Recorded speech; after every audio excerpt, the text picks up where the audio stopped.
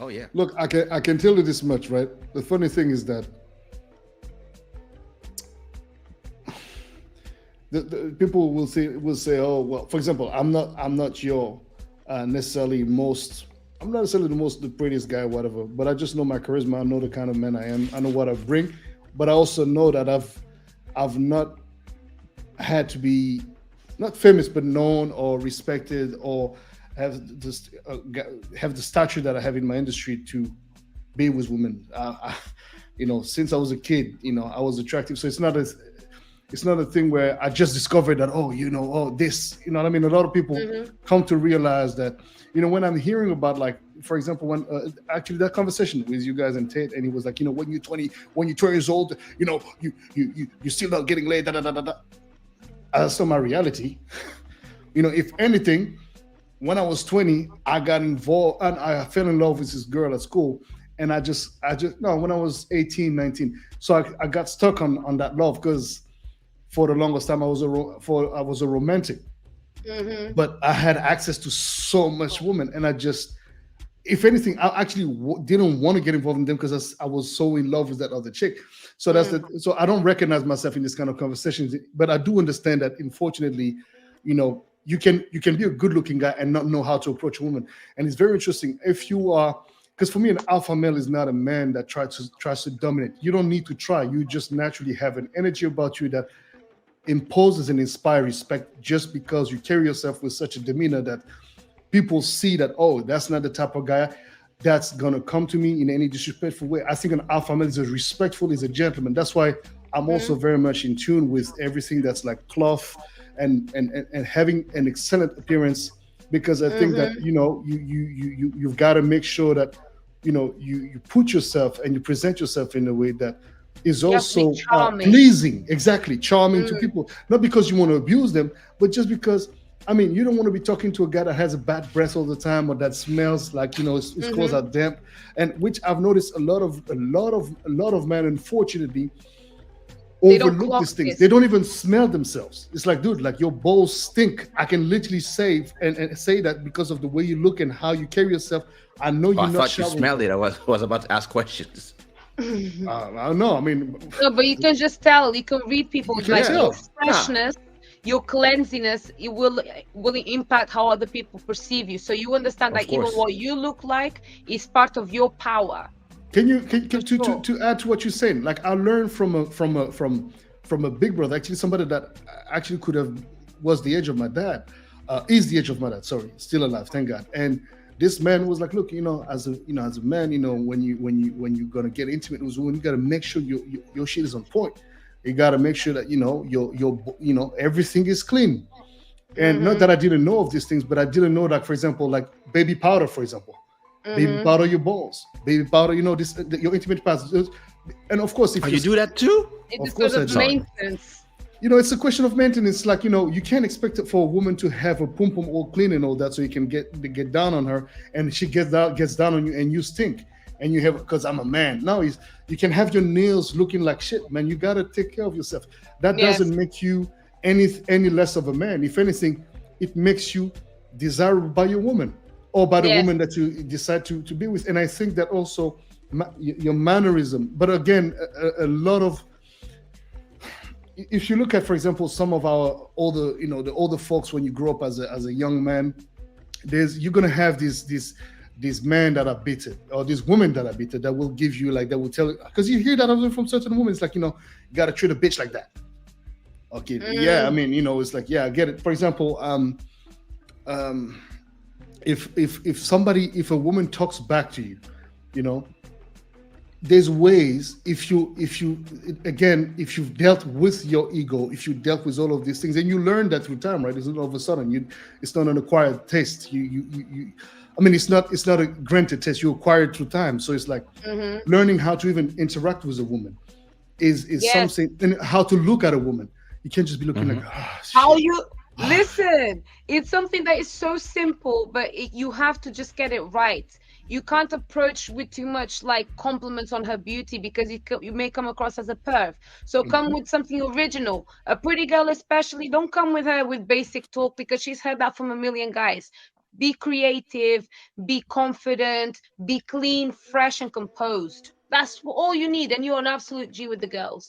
That's Yeah, it. but you say that, but yet I looked at your stories today on Instagram, and all that is great, but it's not enough. All that is great, but it's not enough. All that is great, but it's not enough. And I know understand the point you're trying to make or you're making, but you're not being clear enough as to what you mean, because you showing on this IG stories all these good looking guys looking great, that dressed up, looking fine, whatever, and it's still not enough. So it's like you're also sending a confusing signal to a potential partner for you who will be like, shit, what does it take for this woman to be satisfied? Because it seems like every aspect of the ideal male that we think we need to match is still seems to be not enough for this woman whom I desire and I see myself with, because I truly think that, whatever. Then it's almost like you're creating a golden prison for yourself, where you become this inaccessible thing, and then you're gonna have frustrated men that can eventually start feeling, you know what, fuck it, I'm gonna treat you like a little, because that's another thing. Mm-hmm. Gotta treat you like a little bitch. Because she's being treated like a little princess by everybody. Let me show her. That's the other thing. There's a moment, and again, but it requires really emblematic, charismatic male figures to teach you how to carry yourself in the presence of women, and also charismatic women to tell you how to carry yourself as a woman.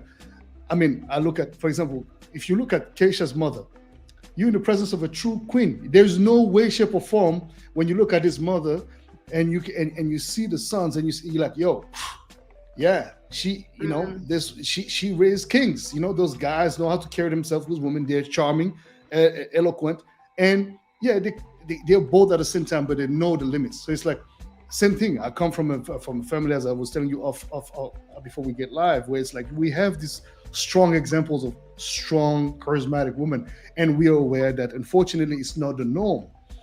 Yes. But then when you come in and you try to chip in and say, hey, how about we approach the topic like that? For example, Andrew Tate, I'm sure that's if you have intimate, maybe off the lives, you guys probably had more of a calm conversation. If you ever had, maybe you can speak on that. But whatever you show, and I think a lot of people put on an act, they are not themselves. Yeah, they are themselves, but it's like an act. Like when I see you, for example, on Pearl's show or other shows, I see the personnage. I see the Dinalva, the controversial, but then when I see you here, your vibe is completely different than these shows, because you're not in presence of people who are here to, you know what I mean? It's more calm. So it seems like we're having access to a truer version of you. Not saying that you're not yourself, but you're a different version of yourself, which environment is more. The environment makes it as well. If you go to a place where, first of all, half of the people are going to be ignorant, or everybody's there for Master Electronic, what do in a lot of these shows, not just that channel, but a lot of them, a lot of people are selling clicks or selling themselves. So they're going to be the more outrageous so that they can be clipped, and then it becomes something that they can sell, and then they can be invited in other podcasts and stuff, and at a point even start getting sponsorship and stuff. So it becomes a business. And to me, that's the issue with a lot of these content, is they are not made for smart people. So when I watch them understanding that they're not made for me. I understand that, sometimes there's some interesting stuff. It was the same thing when I was watching a few years ago, rest his soul, Kevin Samuels. Oh, yeah. The first time I watched, I was like, oh, okay, that's entertaining. Oh, interesting what he said. Oh, he's saying, some interesting truth and stuff. But then once you understand that this was making him money, it became a gimmick, and it was more about, you were five, you were this, you were that, than the real thing he was doing too, but privately, which was helping people. And the problem now is that once it's just like back in 2008, when there was the first 2, 3, 4 Kizomba festivals, and Kizomba really became huge all around the world. You had like, I would say 10 really, really qualitative festivals that were full of people who were willing to pay 3, 4, 500 each to spend 3 days dancing, learning from the best teachers, etc. And every festival was generating 200 to 300,000 euros. But once the people who are just trying to make money, don't care about the culture, understood it, now you had 400 festivals per year, and a lot of cheap ones too. Not people who invested 50,000 euros for you to have a good time, but people who invested 5,000 euros to make a quick 20,000. And it's the same with music. It's the same with YouTube. It's the same with shorts. It's the same with content in general. Once somebody makes a lot of money, makes a lot of followers with something, everybody else comes, and now everybody's rating women. Oh, you were 6, you were this, you were that, and it just becomes gimmicky. And then everybody is, yes. Oh, sorry, let me cut you No, off. go ahead. But the gimmicky is what makes it the most fun, because when it's not Yes. gimmicky, you cannot add other things. That's why I call myself the troublemaker, because they're doing about ratings. Let me destroy your game quickly. I said I'm an 8.5. What? The gimmick then turned into something that became beneficial to me. I'm But you're a using smart that gimmick person. to win. Yes. So That's it's the fun. difference. But you understand, you are a smart person who are evolving in and I don't believe that Pearlie is not a smart person too, but a lot If of these anything, she's an people, intelligent, educated woman for sure. Very as well, much. you know? She's very For smart. Yes. Woman. Do not deny that, But- for sure. but then the conversation are very basic, black and white. Yes. So when you're smart, you're gonna know how to use it. But then the other people you're gonna talk to, some people are having interesting stuff to say, but a lot of people, they're just repeating something they heard on YouTube 2 days prior, or they're just spewing. Hashtags. Yeah, it's just like they Punchlines. parrots. It's just Yeah, hashtags. They have exactly. 350 words and they can only say Yeah. those words. Yeah, Yeah. they're tweeting. Yes, They're it's tweeting. just too much of this, and just like flooding the. It's like trash. It's like fast food.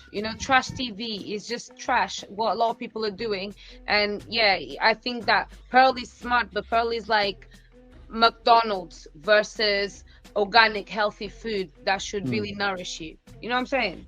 But yes, That's true, and though. no, because I take it back, then, sister. then no, okay. There's nothing wrong. You can be McDonald's, but still try to be conscious and try to give a message where it's like, consume this, but know that if you can still try to bring a bit of awareness and a bit of an empowering message when it comes to the kind of information you're providing, which I've learned things through that show. The numbers, to Kaysha's point about her dropping a lot of figures and stuff, but it's interesting nonetheless. And it adds to your general culture. But for most people who might not be able to dissect information, or just again are looking for quick clips to catch information from and just repeat whatever they heard like parrots, then it becomes problematic. Yeah. But again, which and as you said beautifully, I think you both said something. You need the clickbaits, and you also need more of shows like mine or Kaysha's. If you go to Club Shada, which Kaysha, you should invite Dinalva on Club Shada, man. It might be too late for her though. Why? Yeah. I don't. Yes, It's late at night. Yeah, it's It late. starts at midnight and 30. So Okay. Yeah. But it's on Wednesdays and Sundays. So, anyways, you guys can figure it out. But I We mean, can figure it out. I truly believe that. Again, I really enjoy this conversation and this perspective, because that's exactly what I'm trying to bring. It's like, okay, let's have a different perspective on this conversation. Something that's gives you more space to express what you mean, and the format that my only complaints with these shows, where there's so many people on the panel, there's too many people yapping at each other. There's not enough time for everybody to develop their concept and their ideas, Yes. and therefore you don't get to understand what that person is actually trying to really explain, And that's because another the moment problem you say I have. something, then auntie jumps and say da da da da, which she had some points as well, but you can say it's becomes a bit of a bickering in Like, that other girl and that this, and it's like da da da da da. It's like, it's so loud, it's too much, and that's the thing. I think for me, maximum is like 3 people. When I have like conversations in smaller panels, it's so much easier because my thinking is profound, which means that if I've every time I speak, I've got 10 seconds before somebody's cutting me off and then wanting to counteract me before I even finish my just introduction to a point. It's very frustrating, and that's why they are able to take certain content from me and paint me as a modern woman, as a feminist. But I don't mind, because I understand that the clickbait that they're providing for me is great, because I am not a feminist, and I'm an evolved woman with traditional ideals. Do you know what I mean? So I love it. It's just, but it's not for everybody. And I think right now, Pearl is going to get to a stage where she's going to have to diversify her content, but because she's going to need women now more than men, but women don't really like her and they won't support her, and the ones that will support her won't be entertaining. but why not? So Why do women not like her, or you, for that matter? Because you both seem to have quite antagonistic views from your fellow, sisters. yeah, I mean, this is the thing. If the tone of Pearl's show was different, I would have been on her side for a lot of things, because I am a guy's girl. I know the struggle of a man. I know how difficult things are, but I'm also a woman. And on those shows, I need to speak up for the girls, because they are not fair on women that really go through it. You know what I'm saying? But if Pearl was a bit nicer in her tone, there will be girls that would agree with her more, and more of the normal girls, more of the real girls like us that like to go to work, that are more independent. These girls are not going to go and subscribe to No Wife School, because you're not nice. I'm going to go there, and I know you're, as my sister, you're going to use me for clickbait and to make me look stupid. So I'm not going to support you. So Pearl, if she doesn't diversify her content and start bringing in more sisters, she's going to struggle. But that's why I also like being with Pearl, because I help her bring that sort of energy, because I stand on the other side, but I don't have issues with Pearl. Me and Pearl are actually good friends. She's a really nice girl, and she's really smart. She knows what she's doing, but she needs to toughen It seems up. like it seems like she is as well. I believe that as a content strategist, there is an interesting part of going to these shows, even if you might not have the sufficient amount of time to speak before somebody just is not able to listen to you speak before they just emotionally counter attack your points, because it also helps people build their brands. And it helps you then, from building those brands, maybe go to different places and be invited in places where you have more time to talk, or maybe you have a one-on-one. And probably there's something that she did after the Andrew Tate show, where she had less people and she talked with you guys. So maybe she had maybe also some shows where it's just maybe a conversation between just you and her, or her and somebody else. Is helping more. When you start a show, a YouTube channel, you might not even know that you're gonna be that successful. You might not know that in 6 months you're gonna have 1 million subscribers. So as you are growing, you start learning, and in the beginning you might just bring anybody because you just need people. But then as you are getting popular, now you have to start choosing your people well, and choosing people who know how to talk, who know how to have a conversation, because any conversation, any debate, whatever it is, after a year or two, it becomes old. Like the debate, it becomes boring to hear the same conversation and the same points and the same person replying the same stats every time. And at a point, you're gonna 20%, 80% of women find 20% of women find 80% of men unattractive, and crazy stuff. I'm like, where'd you even get that from? But cool, yes. Exactly. Yeah. At a point, that's not enough. That's not enough. It's enough to when you start. And actually, whenever I started watching I think I subscribed, I don't know, last summer probably, or maybe before April, something like that. When I started watching, it was interesting to hear her reply to people with facts, stats. Even if I was like, okay, where the numbers come from? True, but it was interesting to somebody that would use those things. But then I cannot watch 100 videos where the she's same asking the thing. question, the people say something, she reply the same stats. That's not enough. You need to go deeper in the conversations, and you have to be careful, especially in success. To now, how do you stay successful? The first 1 million subscribers is amazing. Yeah. Now how you arrive to the second 1 million, Yes. and because you become a target when you are successful. Yes. When nobody knew the show and I was watching, I watched early. I watched when there was only 2 cameras before it became glittery and stuff. Like, I was watching and I was like, oh yeah, interesting. Oh, she's in London, she's American, interesting. I thought straight about, yeah, but she's bringing her American concept in there, but that might be interesting, this clash of culture.